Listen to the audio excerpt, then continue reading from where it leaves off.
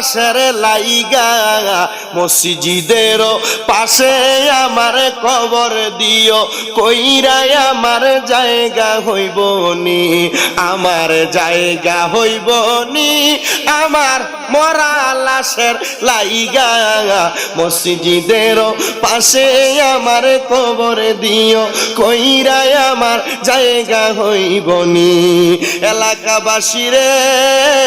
আমি তোমরার ছেলে সন্তান কয়দিনের লাগিয়া মরার পরে সবাই আমায় যাবে রে বলিয়া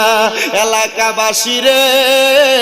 আমি তোমরার ছেলে সন্তান কয়দিনের লাগিয়া মরার পরে সবাই আমায় যাইবারে বলিয়া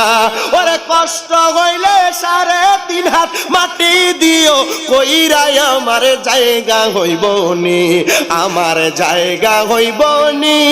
আমার মরা লাশের লাইগা মসজিদের পাশে আমার কবর দিও কইরাই আমার জায়গা হইব নি জগৎবাসী রে আমি যেদিন জামু চইলা দুনিয়া ছাড়িয়া ভাই বন্ধু আত্মীয় স্বজন যাবে রে বুলিয়া ওরে 3.5 হাত মাটির ঘরে 3.5 হাত এ দিও রে শুবাইয়া আমার জায়গা হইব নি আমার জায়গা হইব নি আমার মরা লাশের লাইগা মসজিদের পাশে আমার কবর দিও কইরাই আমার জায়গা হইব নি এলাকাবাসী রে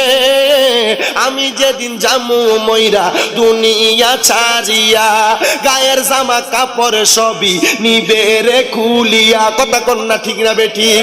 আমি নিজেই গজলটা লিখছিলাম একদিন আসরের নামাজের পরে অসুস্থ অবস্থায় শুয়ে রইছি হঠাৎ করে গায়ের পশমগুলা দাঁড়ায় গেছে মাথাটা চক্কর দিছে ওইটার সাথে সাথে মরার কথা স্মরণ করে গজলটা লিখছি আমি লিখছি সুরে সুরে এলাকাবাসী রে আমি যেদিন জামু মইরা দুনিয়া ছাড়িয়া জামা কাপড় সবই আমার নিবে রে খুলিয়া ওরে সাদা মার্কিন কাপড় আমায় সাদা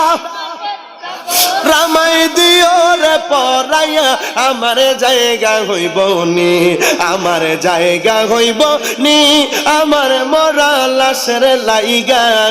মসজিদের পাশে আমার মসজিদের পাশে আমার কবর দিও কইরাই আমার জায়গা হইব নি